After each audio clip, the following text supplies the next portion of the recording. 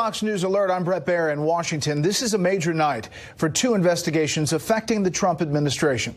The special counsel and the U.S. attorney for the Southern District of New York have just released information about the prosecution of former Trump attorney Michael Cohen and the sentencing recommendations they give. And we await similar data about former Trump campaign chairman Paul Manafort. This after former FBI Director James Comey testified in a closed-door congressional hearing this afternoon about alleged anti-Trump bias in the Justice Department.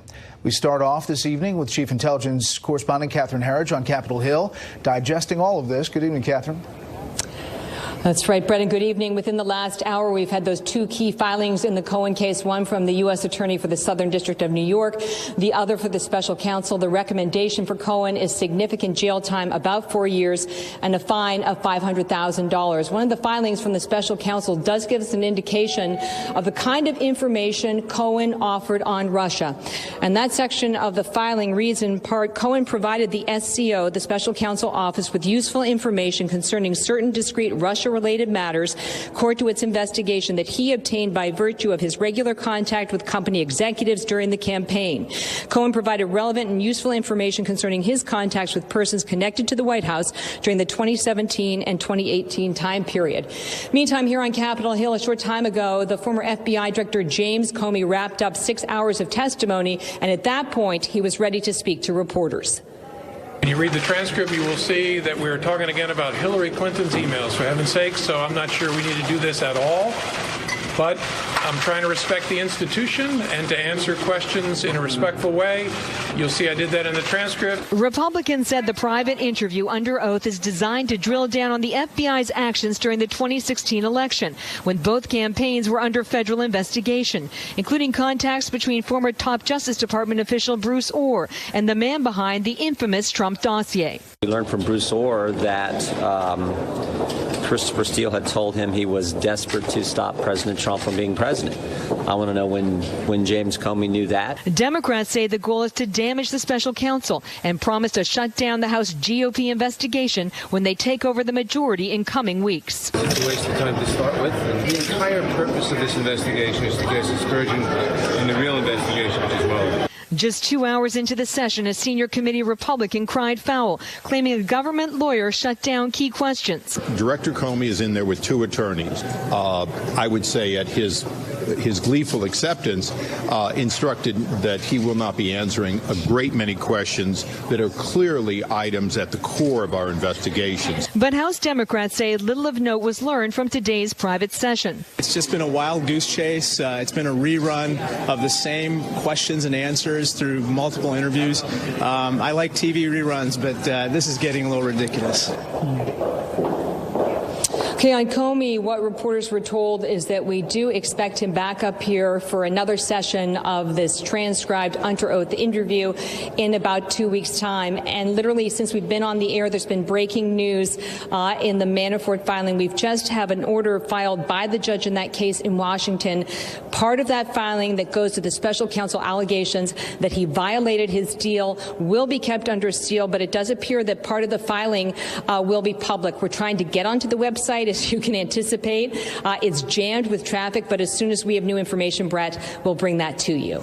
Okay, Catherine Herridge live on the Hill. Catherine, thanks. Just moments ago, we saw a tweet about 3 minutes ago from the President of the United States, Donald J. Trump, at Real Donald J. Trump, totally clears the president. Thank you! Exclamation point. Assume he's talking about all of this. Don't have any more detail on that, but that was the tweet that just came out. Let's dig into this filing, these filings, what we know, what we don't know. Let's get some analysis right now from George Washington University law professor Jonathan Turley. Jonathan, I want to start with the Russia part of the special counsel filing and the breakdown, as Catherine mentioned, of these 4 ways Cohen helps. And we've got it in a bullet point here. And It's new information that we didn't know, but what's your reading of that particular part? Some of this we've known about, obviously. There was this Moscow project, which itself is not a crime. President Trump's been open about the fact that he was continuing as a businessman, as a backup plan if he didn't make the successful run for the White House. But there are some aspects of this that should be pretty worrisome for the White House. One of the things I thought was interesting that stood out, if you take these four areas where Cohen is found to have cooperated, two of them you could put under sort of collusion allegation categories, and two you could put under obstruction types of allegations. So they're about even there. But at one point they talk about how Cohen had a contact in Russia who said he had high-ranking connections, and that he promised, quote, campaign political synergy between the two governments. What's interesting about the campaign and political synergy there. What is meant by those three words, I don't know. But as a criminal defense attorney, they really stood out to me, because that's the first link, as tenuous as it may be, that we've seen. Now, the special counsel says that Cohen did cooperate. He started out not cooperating, but eventually he does in the special counsel filing. The U.S. attorney from the Southern District of New York says, you know what, we want substantial jail time because we don't think he came to the table with everything. In their filing on page 11, they get into this campaign finance question. That Cohen played a central role in two similar schemes to purchase the rights to stories, each from women who claim to have had an affair with individual one. This is Donald Trump. So as to suppress the stories and thereby prevent them from influencing the election. With respect to both payments, Cohen acted with the intent to influence the 2016 presidential election. Cohen coordinated his actions with one or more members of the campaign, including through meetings and phone calls about the fact, nature, and timing of the payments. In particular, and as Cohen himself has now admitted, with respect to both payments, he acted in coordination with and at the direction of individual one. As a result of Cohen's actions, neither woman spoke to the press prior to the election. Individual one, again, is Donald Trump. Right. The implications of that.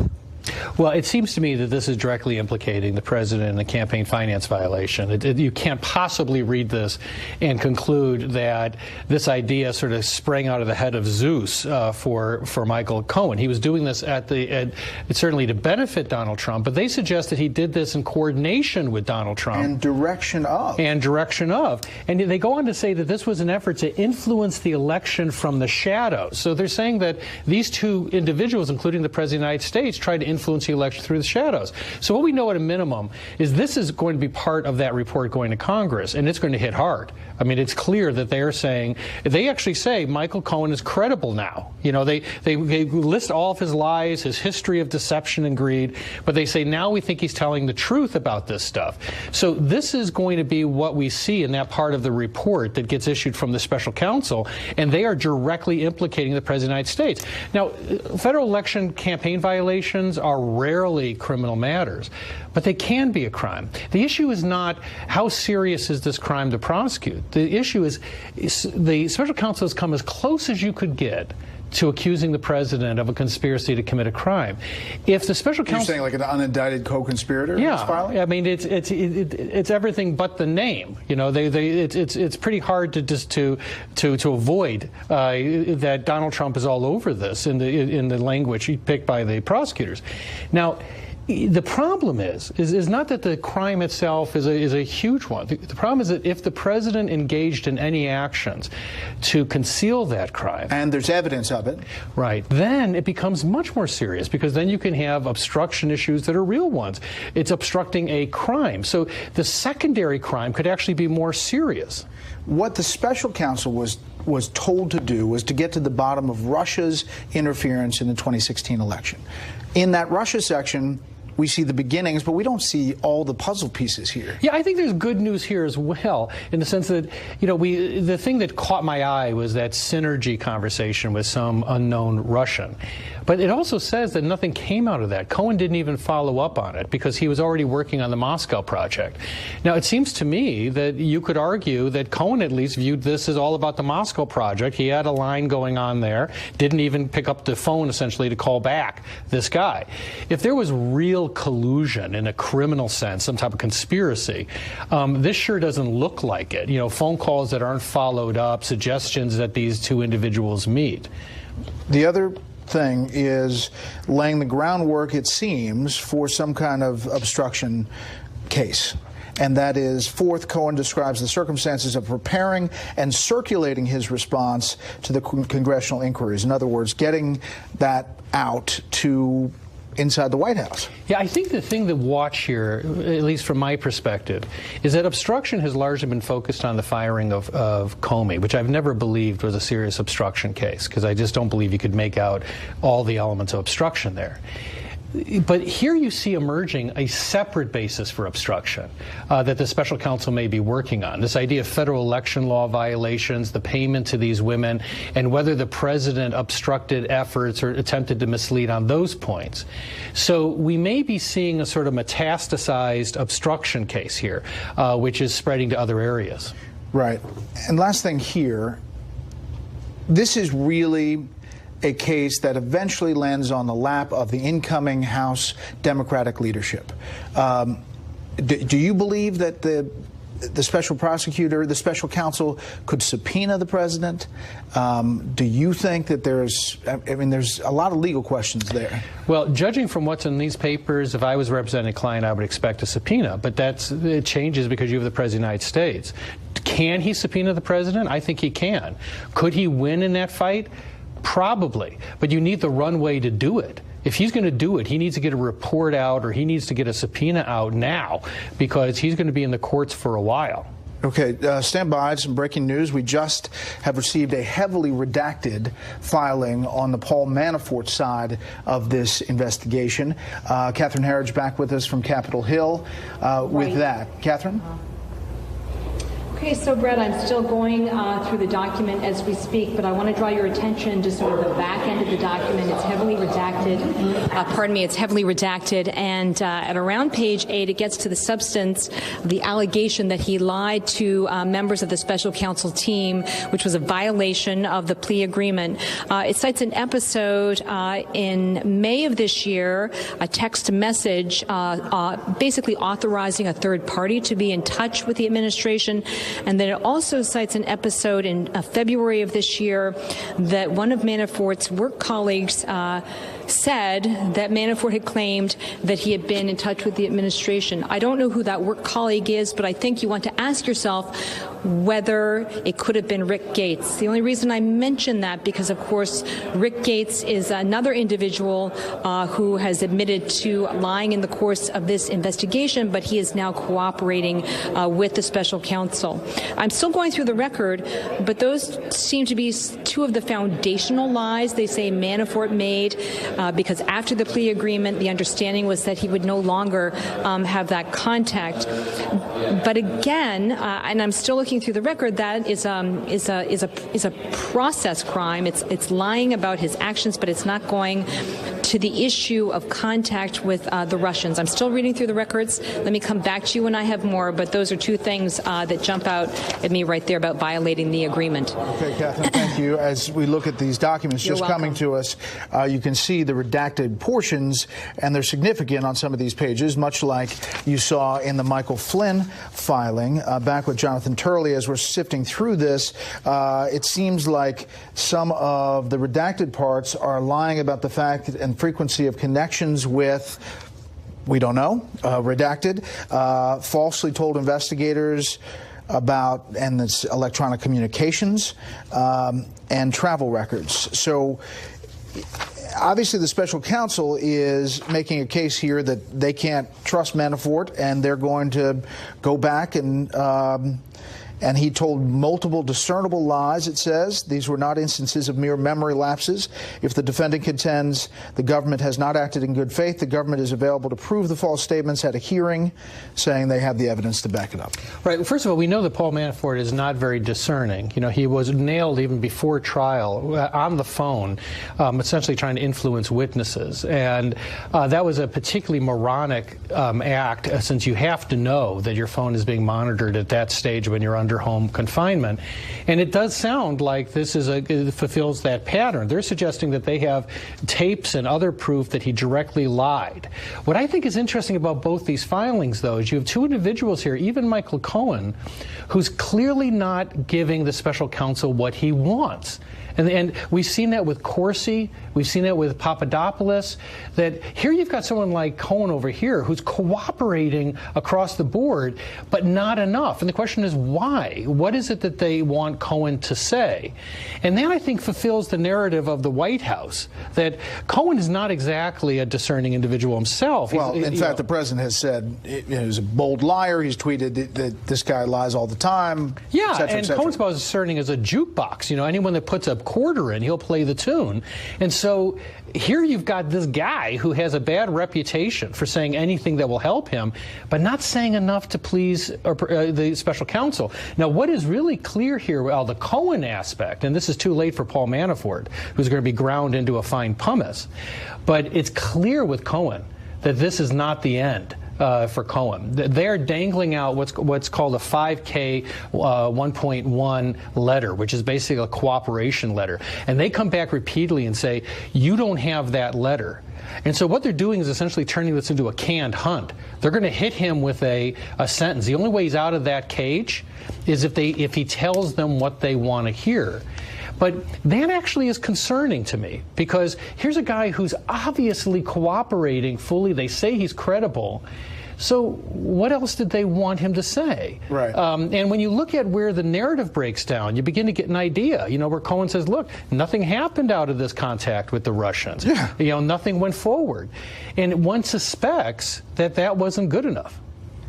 The question is where we go from here and whether this tells us anything about the roadmap ahead, whether these documents suggest that this is coming to a head and could lead to a Mueller report in coming days, or whether this tells us there's a lot more yet to go for Mueller and the Southern District of New York. Well, the good money was always on a report being issued by the end of the year for one reason only. Mueller doesn't want to wait to issue a report to the Democratic House. That makes it look particularly bad.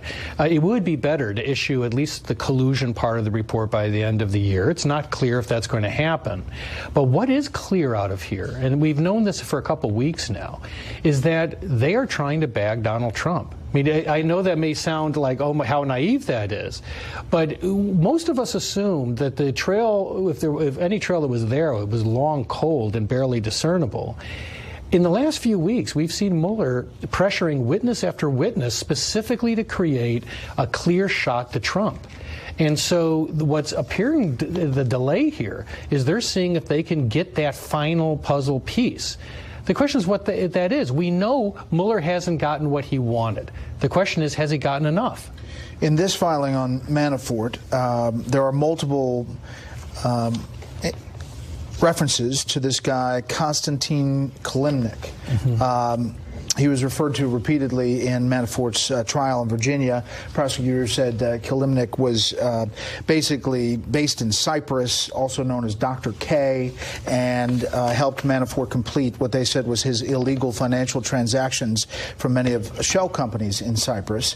And they say that he lied about the fact and the frequency of his interactions with this guy. What we don't see is how this Kilimnik fits into a broader piece in a bigger puzzle. No, this is a wonderfully colorful figure, including the common reference of Dr. K. It's something of 007, in Cyprus, right?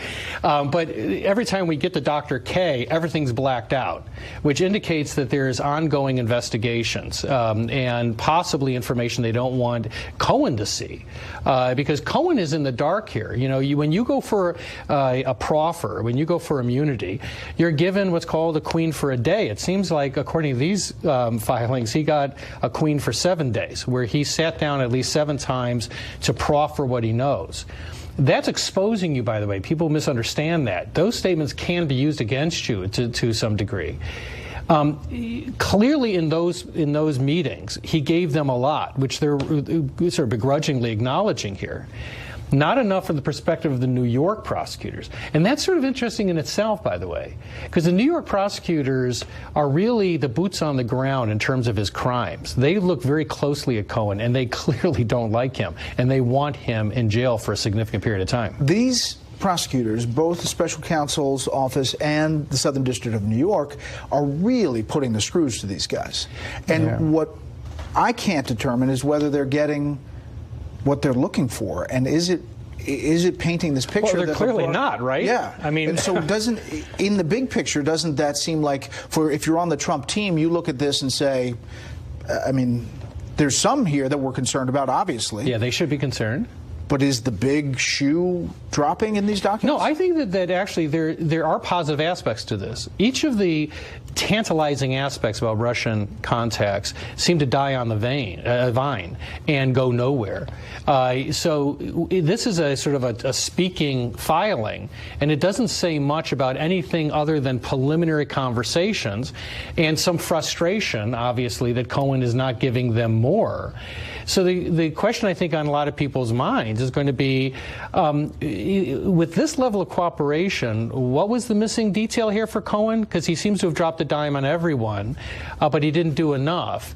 Now, as for Manafort, he's gone. Now, the question is an intriguing one, whether Mueller played Manafort or whether Manafort played Mueller. I mean, because Mueller got a lot of information, but Manafort stopped that second trial from occurring, pled to 10 counts. He would have been convicted of more than that, cooperated so he can argue that to the judge, and still is making a play for a pardon. Yeah, and that's a real question. And the president has said that it's still on the table about a pardon for Manafort. Speaking of which, the president, as we mentioned earlier, putting out that tweet saying it's totally cleared the president. Thank you, exclamation point, for reaction. And I guess that's all we're getting so far. John Roberts joins us from the North Lawn. John? There has not been much reaction from the president other than that tweet that you mentioned. Let's put it up on the screen so that everybody can read along. The president tweeted it 20 minutes ago. Just says simply, totally clears the president. Thank you. We assume that he was talking about the Michael Cohen sentencing memoranda from the Southern District of New York, as well as the special counsel's office, because at that point, that would have been all he had an opportunity to read, because the Manafort documents didn't come in until after, right about the same time that the president sent out that tweet. And I doubt if he had an opportunity to read them, but perhaps he did. But couple of the things that we can glean from the Manafort memos that I found particularly interesting is that he met 12 times with prosecutors and investigators from the FBI. 2 of those times were before the plea agreement, or 3 of those times, rather, were before the plea agreement. He also met on 2 occasions with the grand jury. I think what's important to note here is that we've got the 7 pages of the sentencing memorandum from the Office of the Special Counsel. What we don't have, and there are a lot of redactions in that, but part of this is under seal for the reason that they did not want information out there about, quote, pending investigations and uncharged individuals. So that might give you some idea, if you read the legal tea leaves in there, the investigatory tea leaves, that there are other investigations underway that could involve other individuals who may face charges. Might be a leap to say that the people will definitely face charges, but uncharged individuals might give you that assumption. Again, what Catherine Herridge said was interesting, that Manafort had contacts with somebody in the administration, and we don't know if that was in the White House or if it was in one of the other departments, all the way up until February of 2018, and then authorized another individual to have contacts with somebody in the administration as recently as May of 2018. And then back to the Office of Special Counsel memo about Michael Cohen. And I know that you found this word interesting because I heard you mention it on the 5, Brett, this idea that whoever Michael Cohen was talking to in the Russian Federation was talking about the potential for, quote, political synergy. And what exactly does that mean? The president and his attorneys all along, all throughout this, have denied that there was any collusion. So far, there doesn't appear to have been any evidence of collusion between the Trump campaign and Russian individuals to influence the American election. But this idea of political synergy is a curious one, and I would love to know what they're talking about in that. Brett? There's a lot of things we'd like to know what they're talking about. John, really quickly, there's new legal staff at the White House, a new White House counsel. There's questions whether they're staffed up to be able to handle what may be coming down the track here, not only with the special counsel and the Southern District of New York, but also from the House Democrats. Yeah, right now they're kind of down a body during the bulk of the Mueller investigation. You had Don McGahn as the White House counsel, and then you had Ty Cobb, who was an in-house counsel who was assigned specifically to the Mueller investigation, but he was really involved with production of a lot of documents. So there was a lot of heavy lifting in the early stages of the Mueller investigation. Ty Cobb left and was replaced by Emmett Flood, who is now taken over as the interim White House counsel.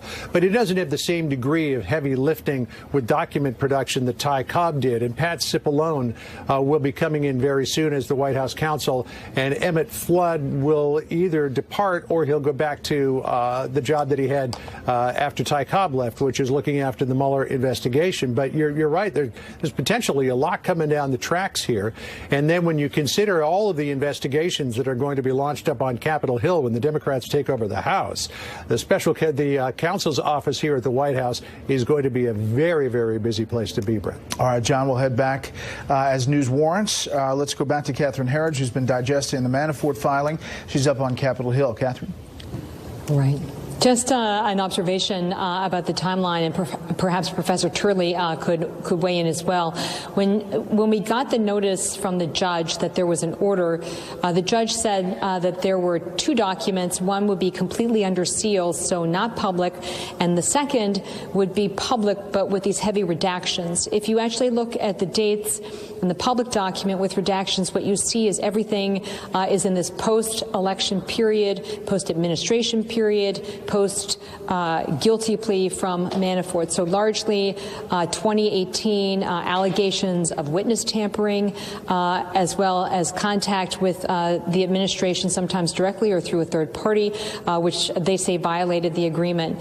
I think it's worth considering whether the document that is under seal actually relates to what I would call the core time frame on these allegations of collusion, which is the campaign period and then this transition period. I know through my own reporting that the special counsel had been pressing Paul Manafort very hard on the Trump Tower meeting in June of 2016. You recall the Russians tried to get the meeting, offering sort of dirt on Hillary Clinton, but the real objective was to try and get these sanctions repealed, the Magnitsky Act. And even if you recall, Jared Kushner, I believe, testified that he had his assistant send an email to him so he'd have an excuse to get out of the meeting. He felt it was such a wash. And my contacts also report that Manafort has been heavily pressured on the WikiLeaks issue. Their argument is that their client has not lied and that the special counsel is seeking information either that he does not have or they do not believe exists. So the public hearing shortly, I think later this month or in January, will allow both sides to make the argument as to whether Manafort has broken the agreement or whether the special counsel, as other witnesses have alleged, have been using strong-arm tactics to obtain information that they don't have or they say is false information they simply will not provide, Brett. Okay, Catherine, thank you. Looking at these documents, Jonathan Turley, there's this one section on page 9 when it comes to Manafort that they suggest that he has lied about his contacts with the administration. Catherine referenced it there, but it says the evidence demonstrates that Manafort had contacts with the administration, a text exchange in May, authorizes a person to speak with an administration official on his behalf. Separately, according to another Manafort colleague, Manafort said in February 2018 that Manafort had been in communication with a senior administration official. February 2018, up through February 2018. A review of documents recovered from a search of Manafort's electronic documents demonstrates additional contacts with administration officials. So they say they have the juice to yeah, say and he made the contact. Much of the Manafort material should not really present a threat to the White House. I mean, look, Manafort was like a perpetual motion machine of criminal conduct. I mean, he was committing crimes all over the globe. And a lot of this goes to those transactions, those dealings totally unrelated to the Trump campaign or the White House. It's that section that you just referenced, which is a serious problem. We already know that there is this defense agreement that existed and was continued to be used between Manafort and the White House after his plea. That's exceptionally rare. I mean, of course, he had one too, or has one. That's right. But Manafort was a cooperating witness meeting with prosecutors, and according to reports, his counsel was relaying what the prosecutors were asking him about. Now, this goes one step step further, and this is suggesting direct contacts approved by Manafort to speak with members of the administration. This is where it gets sporty if you dig deeper. That is, Mueller could be trying to develop a serious obstruction case here. Manafort was a cooperating witness with the special counsel. If there was any agreements going back and forth about his curtailing information, withholding information, that would be on all fours an obstruction case. That would be, no one would doubt that as a definition. Now here's the problem. There's a crime fraud exception to privilege arguments. If Mueller argues that what they were doing was using that defense agreement or other types of communications to undermine his investigation, a judge could strip them of privilege, and you could have a bunch of attorneys being put on the stand. Which is fascinating, because there's not only Manafort and possibly mining information and giving it back to administration officials, but in the beginning of the filing on Cohen, it says that he voluntarily comes into the special counsel, and they determined, based on the evidence that they had, that he was lying. And then eventually he turns, realizes how much hot water he's in, and starts telling the truth. Well, actually, the one part that I could imagine Michael Flynn must be grinding his teeth in reading was a footnote where he says, they say, well, basically Cohen came in and just lied all over the place. And then he came back to federal investigators. And then he just corrected it. And you could see Michael Flynn reading this going, okay, well, what happened to me? What happened to me? And they just basically brushed it off, said, well, he came back and he basically said sorry and corrected it. So there's a real disconnect in terms of how Mueller is treating false statements. The other footnote mentions Cohen talking to individual one, which we've established is Donald Trump, numerous times about setting up a meeting with the president of Russia. Now, this is all before, we're in the heat of the campaign and he's saying we don't have any contact. Should that matter in all of this, in the pretext of what becomes this controversy with Russia? Yeah, as worried as I am about aspects of this, I still think that the White House narrative is holding, in that if you take all of these meetings, including the Trump Tower meeting, all these contacts with the Russians, they go nowhere. I mean, they say, well, will you meet us? We'll give you dirt on Hillary Clinton. And it just basically fizzles out in 15 minutes. Michael Cohen gets a call saying, we've got synergy that we're offering politically, and he doesn't even follow up on it. And so at each of these critical, very suspicious moments, they don't really amount to anything. And so of the mountain of paper we've just digested for the past 32 minutes, what's the most troubling thing in these documents to you, if you're the Trump administration? For Manafort, I would be definitely looking at that last part of the filing where they talk about direct contacts approved or even made by Manafort to the White House. That could be a serious obstruction claim.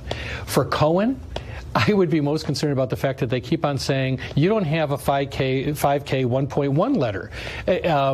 In other words, you're going nowhere for 5 years, maybe 4, unless you get that letter. And so this is not Explain that. Well, because what happened is that they said Cohen declined to be a cooperating witness. Cohen wouldn't decline to be a cooperating witness. He obviously wasn't giving them what they said was a condition of being a cooperating witness. So they're going to hit him with a major sentence. At that point, he can still come back and say, you know what, I've reconsidered. I need a cooperating agreement. And the prosecutors can come and ask for a reduction of sentence. And I think a lot of what this filing says is that letter is in our computer. We just have to type a name on it. Yeah. Thank you, Jonathan. Stick around if you would. Be a part of the panel. This is real-time digesting court documents live on air. Thank you. Also today, the first person sent to prison in the Russia investigation has been released. Former Trump campaign foreign policy advisor George Papadopoulos was sentenced to 14 days after pleading guilty, lying to the FBI about his contacts with Russian intermediaries. Mueller's team recommended incarceration for Papadopoulos because they said he begrudged his cooperation and his lies harmed their probe. Back at the White House, the president cluing now. Byron York, chief political correspondent of the Washington Examiner. Molly Hemingway, senior editor at The Federalist.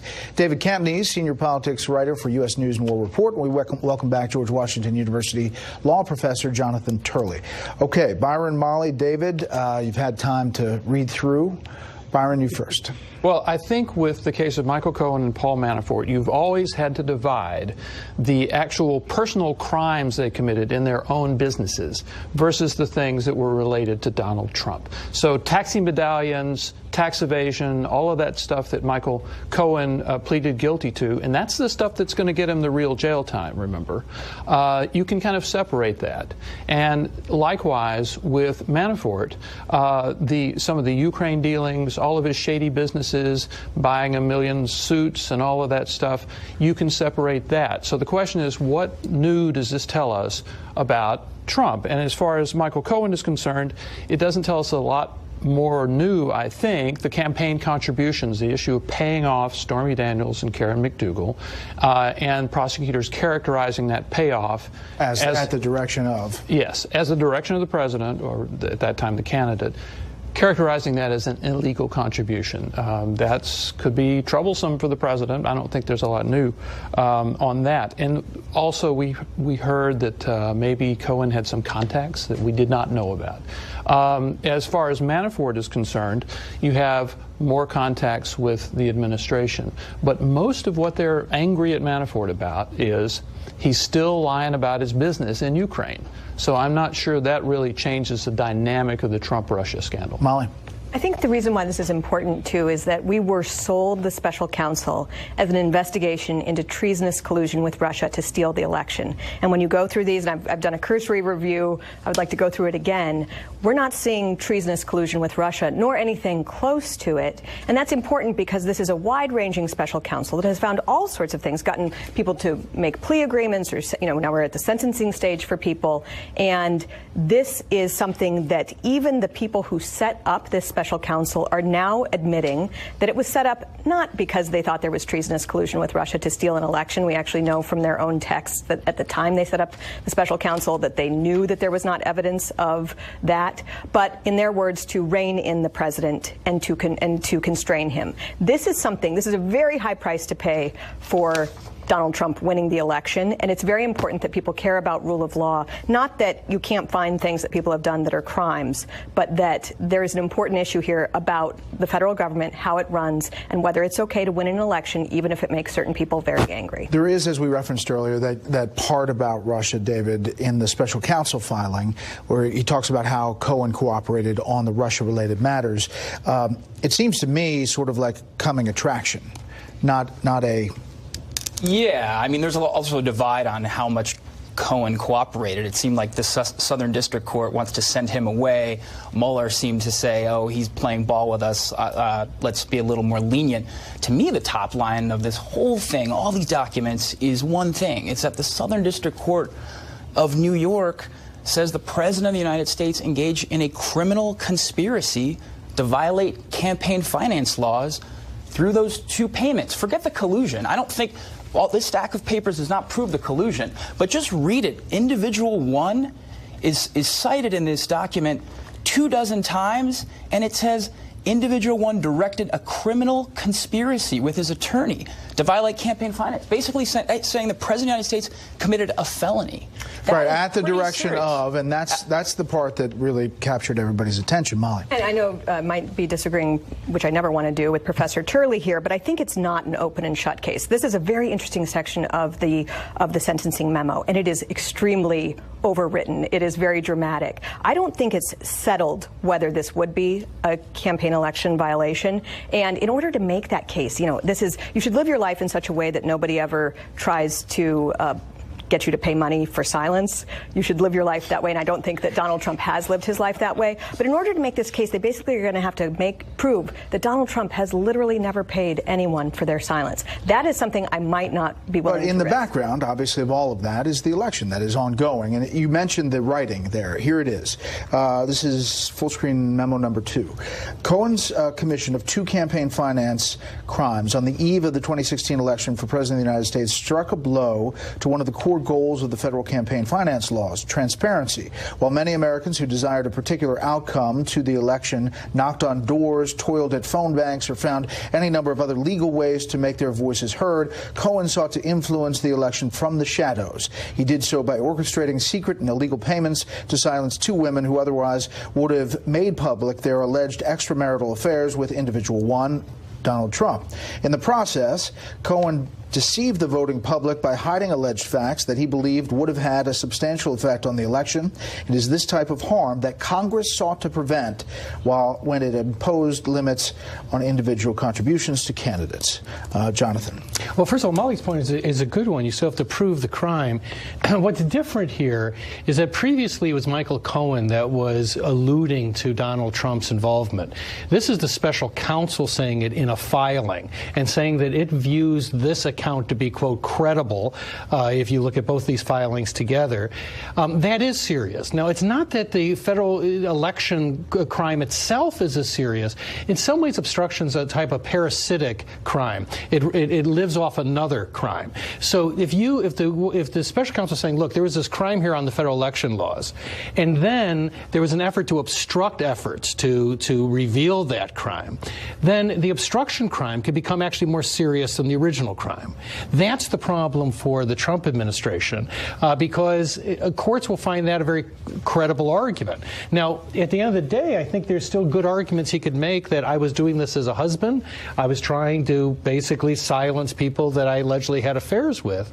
But when you have that obstruction allegation that is clearly being sort of laid out here, it gets more serious. But you know, that last line, Byron, where he's talking about Congress, it kind of serves up on a silver platter to House Democrats to determine whether that's high crimes and misdemeanor and start an impeachment process. And that's what they're going to do. To make what Molly said a little simpler, I think Trump's biggest defense in the payoff case is, I've been paying off women for years. I didn't do it I didn't start doing it when I ran for president. But clearly, you're right. This is teed up for Democrats to make this about campaign violations. And something Dave said very, very quickly. He said, "Forget the collusion. This stuff is really important." Now that's going to be a very interesting thing to see if Democrats actually try to make that pivot. Yeah, forget the collusion. Let's talk about campaign finance. We've been talking for 2 years about how this is Trump and Russia conspiring to fix the election. Molly. And that is, I think, such an important issue. The trust of the American people in our law enforcement agencies and whether they can handle when someone who they don't like is elected president and whether that person has the right to run his administration or whether anyone who helped that person will have their entire life gone through. That is something that can be very damaging to the health of the republic. And so I hope people of all stripes care about that issue as well. And you know, David, this is really interesting, and we got to do it quickly, but the decision that House Democrats will have when likely Speaker Pelosi takes the gavel, when presented with all of this, will be monumental politically as you look forward to 2020. Absolutely, because we're about to start a presidential race, and you're going to have senators announcing and them having to decide, should we go forward with impeachment proceedings? We know how that ended up for Republicans after they did it to Bill Clinton. They got backlash, but I think you will see some Democrats saying this is the rule of law. And even though this investigation started about collusion, it happened. Jonathan can tell us, but it happens all the time. You open an investigation, it leads you down a different rabbit hole, and this rabbit hole may be campaign finance, a violation, and not collusion. It's amazing. Panel, thank you so much. Jonathan, thanks for sticking around.